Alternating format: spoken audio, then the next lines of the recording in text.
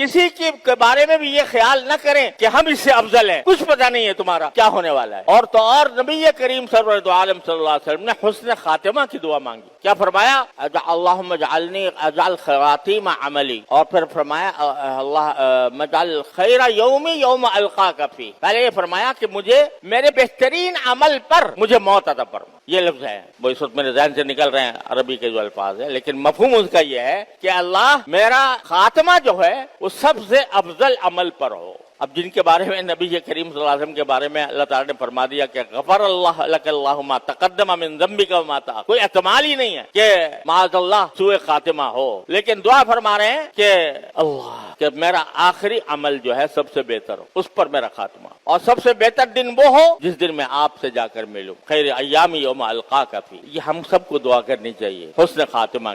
ये जो बुजुर्गों ने सिखाया ना कि भाई लोगों से दुआ कराया करो खात्मा बिल खैर और हुस्न खातिमा, ये मामूली बात नहीं है, ये बहुत बड़ी दुआ है, क्योंकि एतबार उसी वक्त का है। इन्नमल इब्रतु बिल खवातीम, हदीस में फरमाया एतबार है इंसान के आखिरी अमल का जिस पर उसके इंतकाल हो, और आखिरी अकीदे का जिस पर उसका इंतकाल हो। लिहाजा खात्मा बिल खैर की दुआ करनी चाहिए। तो जब रसूल करीम सल्लल्लाहु अलैहि वसल्लम ये दुआ फरमा रहे हैं तो हम और तुम किस शुमार कतार में हैं? हम कैसे अपने आप को अफजल समझ लें, कैसे दूसरे से बड़ा समझ लें, जबकि हमें कुछ पता नहीं हमारा अंजाम क्या होने वाला। अरे जाहिरी एतबार से आज अमल कर रहे हो, अल्हम्दुलिल्लाह, अच्छा खासा, अल्लाह ताला का शुक्र अदा करो। जो अमल करने की तौफीक हो गई है उस पर अल्लाह ताला का शुक्र अदा करो।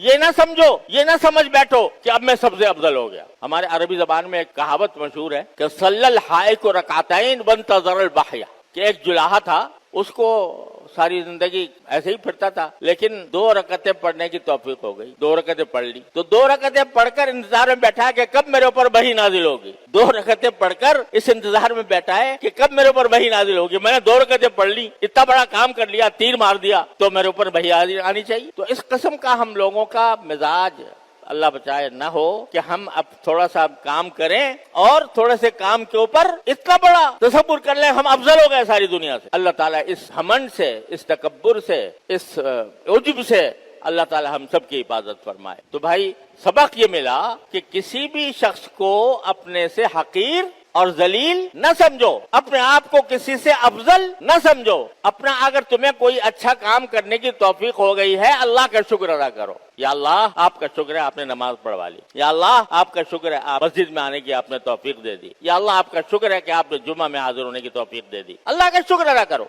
उसकी तौफीक पर। दूसरों को हकीर न समझो, दूसरों को जलील न समझो, उनका मजाक न उड़ाओ। ला यस्खर कौमुम मिन कौमिन असा अन यकूनु खैरम मिनहुम वला निसाउम मिन निसाइन असा अन यकुन्ना खैरम मिनहुन। अल्लाह ताला अपनी रहमत से, अपने फजल व करम से ये हकीकत हमें समझने की और अमल करने की तौफीक अता